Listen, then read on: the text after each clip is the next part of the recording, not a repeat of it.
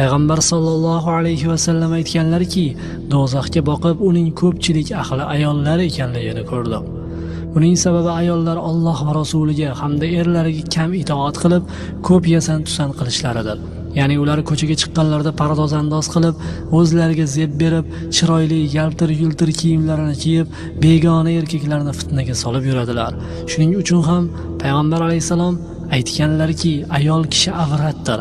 Agar u uydan chiqsa, shayton unga ko'z tikadi. Tabaroniy rivoyati.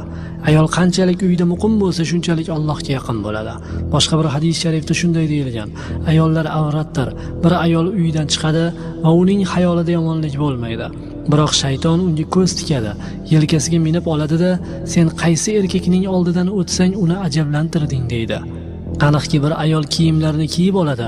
Unga qayoqqa ketyapsan deyilsa, u kasalni ko'rib kelaman yoki janozaga qatnashaman va yo masjidda namoz o'qiyman deydi. Holbuki hech bir ayol Robbisiga uyda ibodat qilganidek ibodat qilgan emas.